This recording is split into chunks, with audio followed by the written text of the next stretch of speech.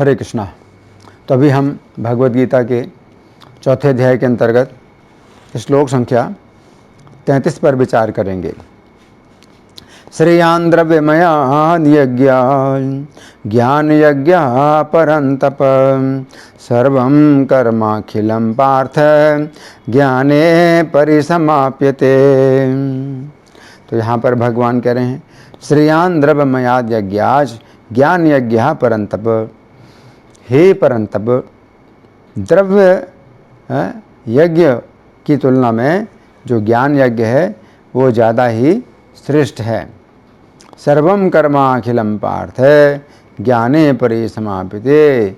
क्योंकि हे अर्जुन, समस्त कर्म जो है समाप्त होते हैं ज्ञान में। अब हम सुनेंगे प्रभुपाद तात्पर्य में क्या लिखते हैं। श्री प्रभुपाद की जय। समस्त यज्ञों का यही एक प्रयोजन है कि जीव को पूर्ण ज्ञान प्राप्त हो, जिससे वह भौतिक कष्टों से छुटकारा पाकर अंत में परमेश्वर की दिव्य सेवा कर सके। तो भी इन सारे यज्ञों की विविध क्रियाओं में रहस्य भरा है और मनुष्य को ये रहस्य जान लेना चाहिए। कभी कभी कर्ता की श्रद्धा के अनुसार यज्ञ विभिन्न रूप धारण कर लेते हैं। जब यज्ञकर्ता की श्रद्धा दिव्य ज्ञान के स्तर तक पहुंच जाती है तो उसे ज्ञान रहित द्रव्य यज्ञ करने वाले से श्रेष्ठ माना जाता है, क्योंकि ज्ञान के बिना यज्ञ भौतिक स्तर पर रह जाते हैं और इनसे कोई आध्यात्मिक लाभ नहीं हो पाता। यथार्थ ज्ञान का अंत कृष्ण भावनामृत में होता है, जो दिव्य ज्ञान की सर्वोच्च अवस्था है। ज्ञान की उन्नति के बिना यज्ञ मात्र भौतिक कर्म बना रहता है, किंतु जब उसे दिव्य ज्ञान के स्तर तक पहुंचा दिया जाता है तो ऐसे सारे कर्म आध्यात्मिक स्तर प्राप्त कर लेते हैं। चेतना भेद के अनुसार ऐसे यज्ञ कर्म कभी कभी कर्मकांड कहलाते हैं और कभी ज्ञान कांड। यज्ञ वही श्रेष्ठ है जिसका अंत ज्ञान में हो। तो यहाँ प्रभुपाद का तात्पर्य समाप्त हुआ। अब हम सुनेंगे श्री भगवान ने कहा में इस श्लोक की कैसी व्याख्या हुई है। इस श्लोक में भगवान ज्ञान यज्ञ के महत्व का वर्णन कर रहे हैं। श्लोक संख्या 24 से लेकर श्लोक संख्या 29 तक के 6 श्लोकों में भगवान ने जिन 13 प्रकार के यज्ञों का वर्णन किया है, उनके विषय में पिछले श्लोक में भगवान ने अर्जुन से कहा था कि हे अर्जुन, ये सभी यज्ञ कर्म के द्वारा संपन्न होते हैं। भगवान की इस बात से अर्जुन के मन में ये प्रश्न उठा, यद्यपि श्री कृष्ण ने इन सभी प्रकार के यज्ञों के द्वारा एक ही प्रकार का परिणाम प्राप्त होने की बात कही है और वो है श्री कृष्ण की प्राप्ति, परंतु एक सामान्य व्यक्ति की स्थिति के अनुसार इन सभी प्रकार के यज्ञों में से कौन सा यज्ञ सुविधाजनक है, जिसके द्वारा आसानी से तथा शीघ्रता से श्री कृष्ण की प्रसन्नता प्राप्त हो। अर्जुन के मन के इस संदेह को अंतर्यामी होने के कारण श्री कृष्ण समझ गए तथा इस श्लोक में उन्होंने अर्जुन के संदेह का निवारण करने के लिए कहा कि हे अर्जुन, सभी प्रकार के यज्ञों में सुविधा की दृष्टि से ज्ञान यज्ञ श्रेष्ठ है। इस श्लोक की प्रथम पंक्ति में भगवान कह रहे हैं श्रेयान् द्रव्यमयात् यज्ञात् ज्ञान यज्ञ परन्तप, अर्थात हे परंतप, कल्याणकारी द्रव्यमय यज्ञ की तुलना में ज्ञान यज्ञ श्रेष्ठ है। श्रेयात् शब्द का अर्थ है श्रेय, अर्थात कल्याण की प्राप्ति कराने वाला। तो यहाँ पर भगवान कह रहे हैं कि हे अर्जुन, कल्याणकारी द्रव्यमय यज्ञ की तुलना में ज्ञान यज्ञ की कुछ विशेषता है। तो यहाँ पर भगवान का कहना है कि यद्यपि द्रव्यमय यज्ञ के द्वारा भी परम कल्याण अर्थात श्री कृष्ण की प्राप्ति होती है, परंतु कुछ दृष्टियों से ज्ञान यज्ञ का आचरण करना अधिक सुविधाजनक है। यहाँ पर भगवान द्रव्यमय यज्ञ की चर्चा कर रहे हैं। द्रव्य शब्द के दो अर्थ हैं, पहला वस्तु अथवा सामग्री, दूसरा धन संपत्ति। अब यदि द्रव्य शब्द का अर्थ वस्तु अथवा सामग्री माने जाए तो द्रव्यमय यज्ञ का अर्थ हुआ ऐसा यज्ञ जिसमें अनेक प्रकार की वस्तुओं की आवश्यकता होती है। ऐसे यज्ञों में किसी विशेष स्थान की आवश्यकता होती है जो पहले से ही पवित्र हो। फिर इसमें एक हवन कुंड की आवश्यकता होती है जिसमें अग्नि प्रज्वलित की जाएगी। इसके पश्चात अग्नि जलाने के लिए लकड़ियों की आवश्यकता होती है जो पवित्र हों। फिर यज्ञ में आहुति डालने के लिए हवन सामग्री की आवश्यकता होती है जैसे घृत, चीनी, दही, दूध, सुगंधित औषधियाँ तथा यव आदि। अब यदि द्रव्य शब्द का अर्थ धन संपत्ति माना जाए तो द्रव्यमय यज्ञ का अर्थ है ऐसा यज्ञ जिसमें बहुत अधिक धन संपत्ति लगाई जाती है। हमें समझना चाहिए कि द्रव्य शब्द के पहले अर्थ के अनुसार जिन यज्ञों में अनेक प्रकार की सामग्रियों का उपयोग होता है उन सामग्रियों की प्राप्ति के लिए व्यक्ति को धन की आवश्यकता होती है, क्योंकि बिना धन खर्च किए व्यक्ति इन सभी सामग्रियों को इकट्ठा नहीं कर सकता है। ऐसे यज्ञ में विशेष रूप से घी की अत्यंत मात्रा की आवश्यकता होती है तथा वह भी गाय का शुद्ध घी होना चाहिए, जिसे प्राप्त करने के लिए व्यक्ति को बहुत अधिक धन खर्च करना होगा। इस प्रकार द्रव्य शब्द के दोनों अर्थों के अनुसार द्रव्यमय यज्ञों का अर्थ है ऐसे यज्ञ समझना चाहिए जिनमें अत्यधिक धन संपत्ति का खर्च करके अनेक प्रकार की वस्तुओं का उपयोग किया जाता है।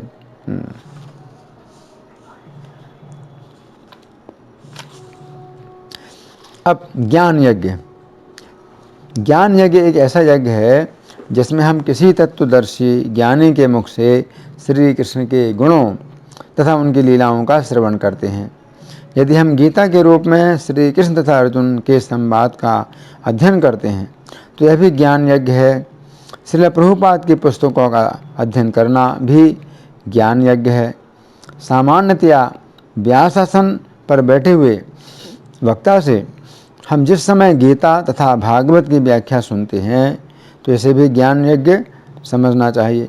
अब यहाँ पर प्रश्न उठता है कि इस ज्ञान यज्ञ में हवन कुंड कहाँ बनाया जाता है, हवन सामग्री क्या होती है तथा अग्नि किस प्रकार की होती है। हमें समझना चाहिए कि इस ज्ञान यज्ञ में हमारे दो कान ही हवन कुंड हैं तथा व्यासासन पर बैठे हुए वक्ता के मुख से निकला हुआ संदेश ही हवन सामग्री है तथा मन की एकाग्रता ही अग्नि है। जिस प्रकार द्रव्यमय यज्ञ में हवन सामग्री का शुद्ध होना आवश्यक है अन्यथा यज्ञ सफल नहीं होगा, उसी प्रकार ज्ञान यज्ञ में वक्ता के मुख से गुरु परंपरा के अनुसार निकला हुआ संदेश ही शुद्ध हवन सामग्री है, अन्यथा ज्ञान यज्ञ सफल नहीं होगा। इसके अतिरिक्त एक दूसरी बात यह भी है कि जिस प्रकार द्रव्यमय यज्ञ में यदि हवन कुंड में शुद्ध हवन सामग्री डाली जाए परंतु अग्नि ना हो तो यज्ञ का कोई भी फल नहीं प्राप्त होगा, उसी प्रकार ज्ञान यज्ञ के यदि कानों के हवन कुंड में गुरु परंपरा के अनुसार निकला हुआ संदेश डाला जाए परंतु मन की एकाग्रता रूपी अग्नि नहीं है तो ज्ञान यज्ञ का कोई भी फल नहीं मिलेगा। इसका अर्थ है कि यदि कोई व्यक्ति कथा के समय सो जाता है अथवा उसका ध्यान कहीं और चला जाता है तो ज्ञान यज्ञ अथवा कथा श्रवण का कोई लाभ नहीं होता है। हम देखते हैं कि अर्जुन कुरुक्षेत्र की युद्ध भूमि में श्री कृष्ण के मुख से श्री कृष्ण के ही विषय में सुन रहे हैं। हमें समझना चाहिए कि अर्जुन अत्यंत भाग्यशाली हैं जो साक्षात श्री कृष्ण के मुख से गीता का संदेश सुन रहे हैं। अर्जुन अत्यंत एकाग्रता के साथ गीता का श्रवण कर रहे हैं, इसीलिए उनके मन में अनेक प्रकार के प्रश्न उठ रहे हैं।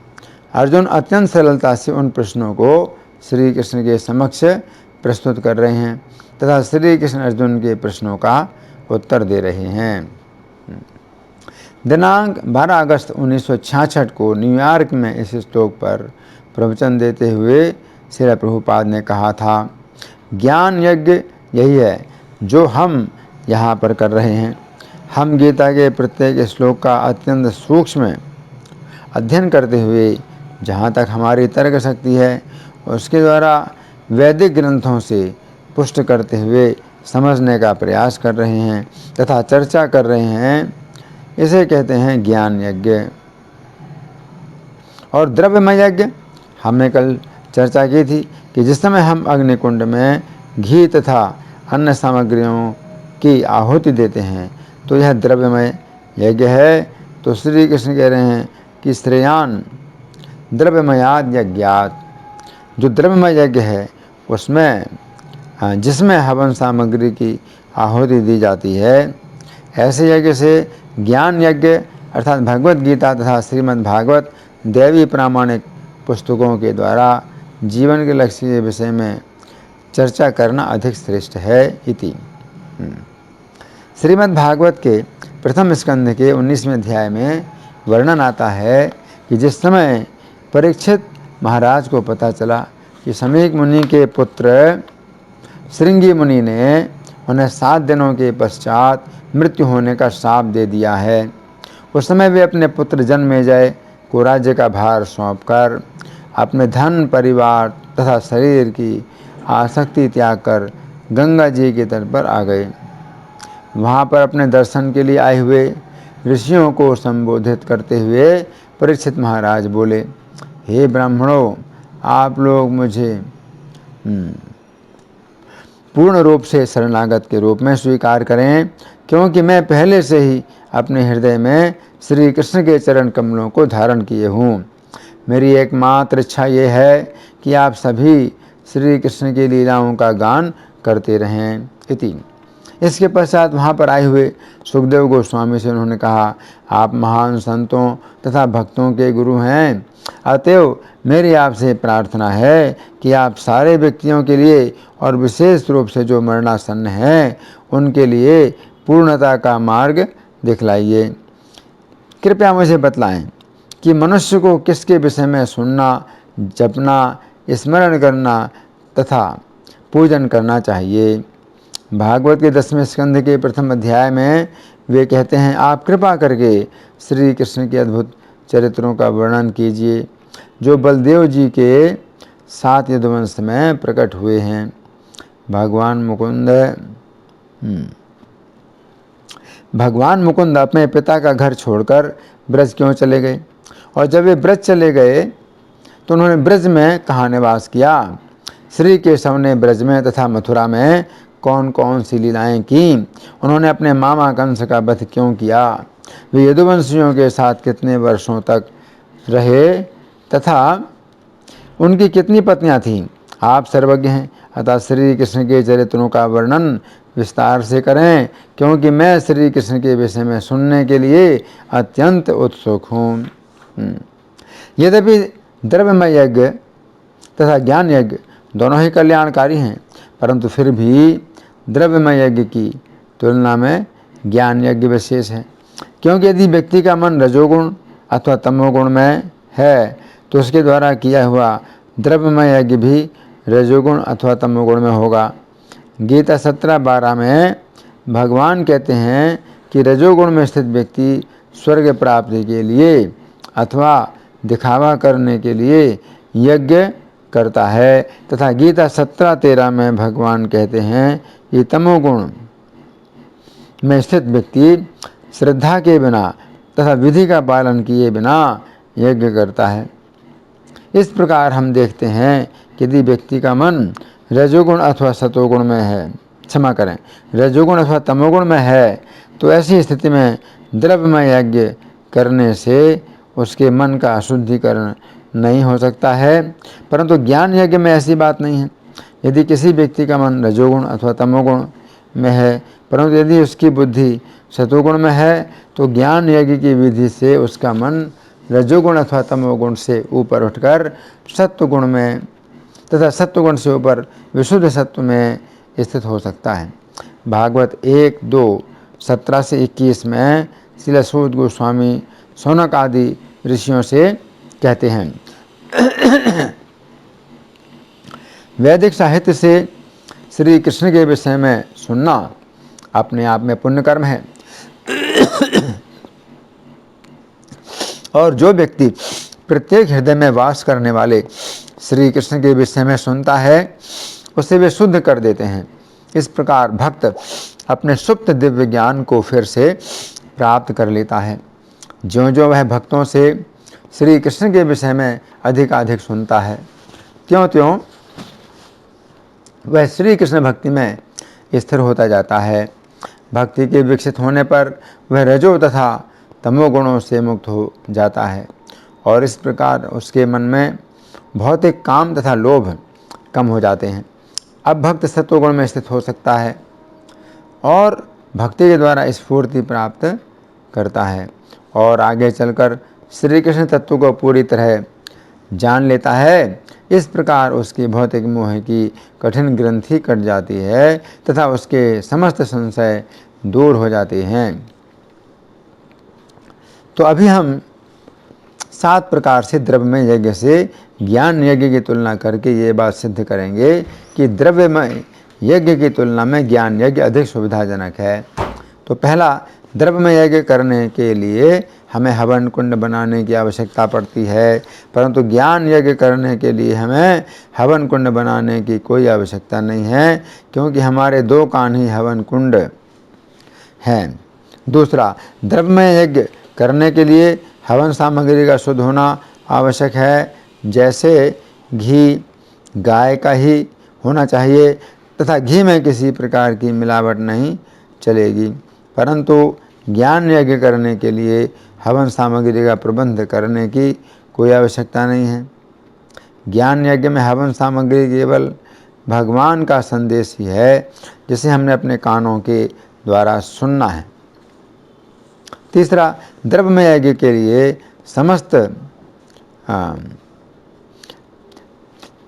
द्रव्यमय यज्ञ के लिए समय उपयुक्त होना चाहिए, परंतु ज्ञान यज्ञ में समय का कोई भी नियम नहीं है। चौथा, द्रव्यमय यज्ञ में व्यक्ति की योग्यता का विचार किया जाता है। प्रत्येक व्यक्ति द्रव्यमय यज्ञ नहीं कर सकता है, परंतु ज्ञान यज्ञ में यदि कोई व्यक्ति निर्धन हो, रोगी हो, भाग्यहीन हो अथवा पापी भी क्यों न हो, वह भी ज्ञान यज्ञ में भाग ले सकता है, यदि वो श्री कृष्ण तथा उनके भक्तों के प्रति श्रद्धालु हो। पांचवा, द्रव्यमय यज्ञ को बीच में बंद नहीं किया जाता है। यदि यह बीच में बंद हो जाए तो वह व्यर्थ हो जाता है, परंतु ज्ञान यज्ञ में ऐसी बात नहीं है। ज्ञान यज्ञ में श्री कृष्ण के विषय में चर्चा किसी भी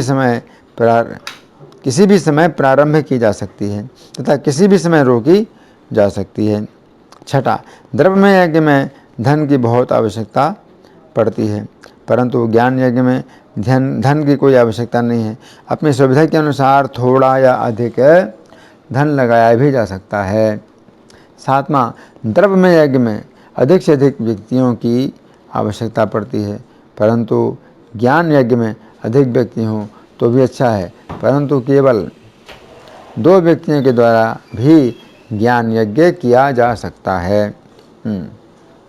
श्लोक संख्या 28 में भगवान ने द्रव्य यज्ञ की चर्चा की है तथा यहाँ पर भगवान द्रव्यमय यज्ञ की चर्चा कर रहे हैं। हमें समझना चाहिए कि द्रव्य यज्ञ का अर्थ है किसी व्यक्ति की आवश्यकता के अनुसार उसे उस वस्तु का दान करना, जबकि द्रव्यमय यज्ञ का अर्थ है हवन कुंड बनाकर उसमें शुद्ध मंत्रोच्चारण पूर्वक शुद्ध हवन सामग्री की आहुति देना। श्लोक संख्या 28 में भगवान ने स्वाध्याय ज्ञान यज्ञ की चर्चा की है तथा यहाँ पर भगवान ने ज्ञान यज्ञ की चर्चा की है। यद्यपि इन दोनों बातों में कोई अंतर नहीं है, परंतु यदि हम अंतर पर विचार करें तो हमें समझना चाहिए कि स्वाध्याय ज्ञान यज्ञ का अर्थ है भक्ति से संबंधित किसी पुस्तक का स्वतः अध्ययन करना अथवा श्री कृष्ण के मुखों अथवा श्री कृष्ण के गुणों अथवा नामों का स्वतः उच्चारण करना, जबकि ज्ञान यज्ञ का अर्थ है किसी अनुभवी तत्वदर्शी महात्मा के मुख से श्री कृष्ण के गुणों का तथा लीलाओं का श्रवण करना।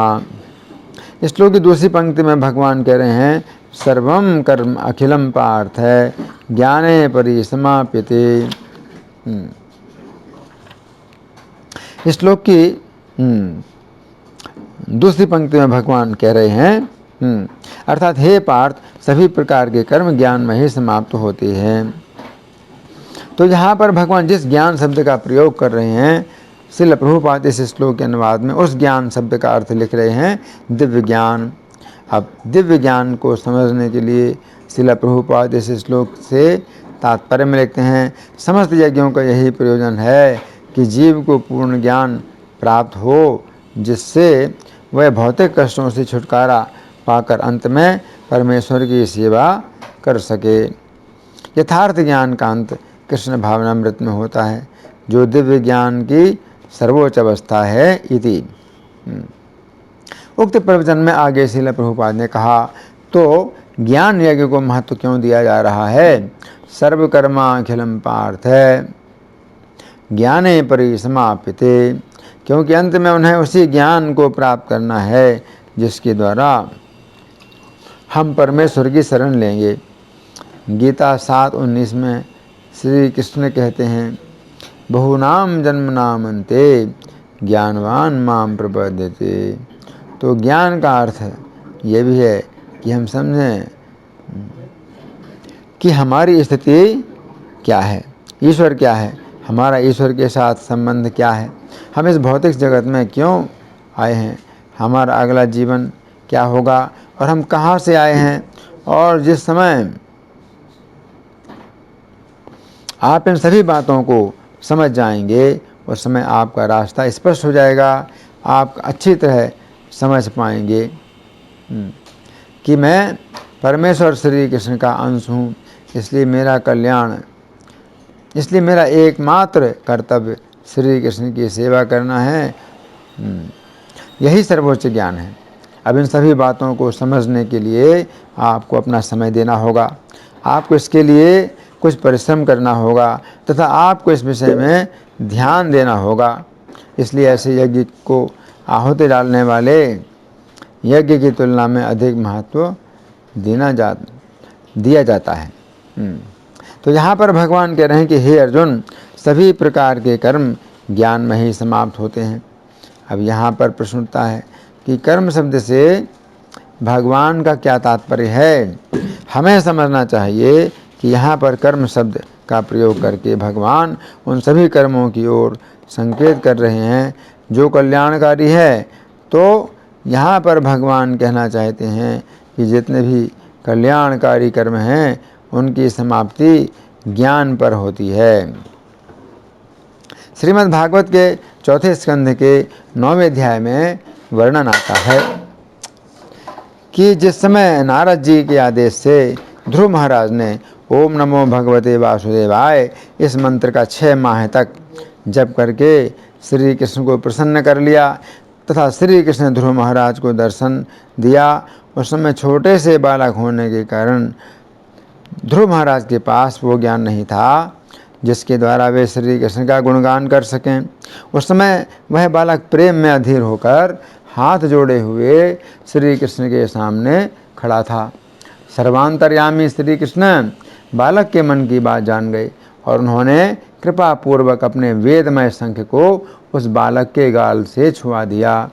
उस शंख के स्पर्श से ध्रुव महाराज को ऐसा दिव्य ज्ञान प्राप्त हो गया जिसके द्वारा वे अत्यंत धैर्यपूर्वक विश्वविख्यात श्री कृष्ण की स्तुति करने लगे।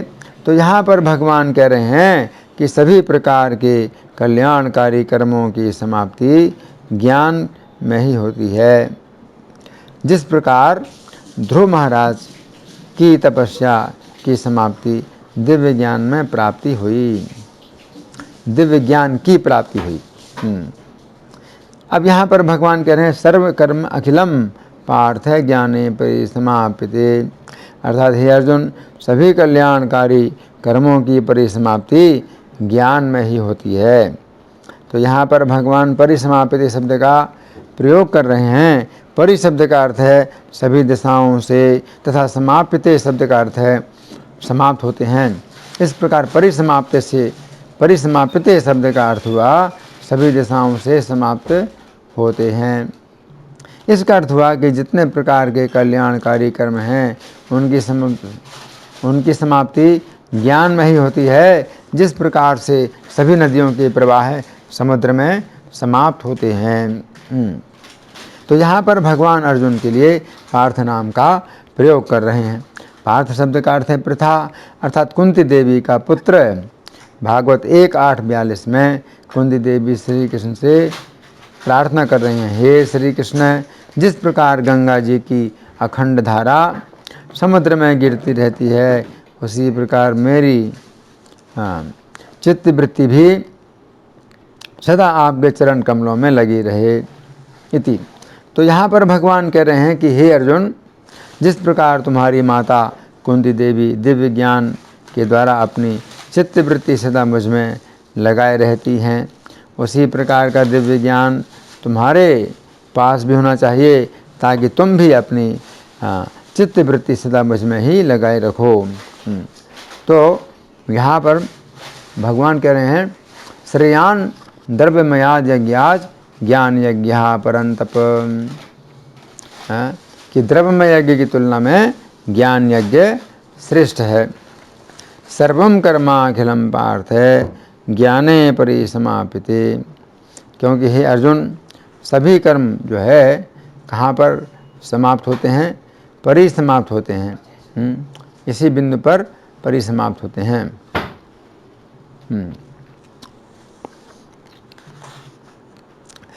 तो ज्ञान यज्ञ का अर्थ क्या है? ज्ञान यज्ञ का अर्थ है कि हम विधि पूर्वक एक तत्वदर्शी ज्ञानी से श्री कृष्ण की महिमा को सुने। ज्ञान यज्ञ का मतलब यही है, जो चौथे अध्याय का 34वें श्लोक में बताते हैं भगवान, तद्विधि प्रणिपातेन परिप्रश्नेन सेवया। तो अगले श्लोक में भगवान बताने वाले हैं कि ज्ञान यज्ञ का क्या मतलब है। इसमें ज्ञान यज्ञ का मतलब यही बताया गया है कि तद्विधि प्रणिपातेन परिप्रश्नेन सेवया, कि आप जो तत्वदर्शी ज्ञानी हैं तो उनसे आप प्रश्न करिए, उनको आप प्रणाम करिए, उनसे प्रश्न करिए। सर्वम तद्विधि प्रणिपातेन परिप्रश्नेन सेवया उपदेक्षन्ति ते ज्ञानम ज्ञानिनस्तत्वदर्शिनः। तो तत्वदर्शी ज्ञानी तुम्हें उस समय ज्ञान का उपदेश करेंगे। तो यही ज्ञानी ज्ञान यज्ञ का अर्थ यही है। तो ज्ञान यज्ञ में 3 बातें विशेष होती हैं, और वो क्या है? प्रणिपातेन। तो पहली बात है कि हमें उस तत्वदर्शी ज्ञानी को जो है प्रणिपात करना है। फिर दूसरा क्या है? प्रणिपातेन सेवया, तद्विधि प्रणिपातेन परिप्रश्न।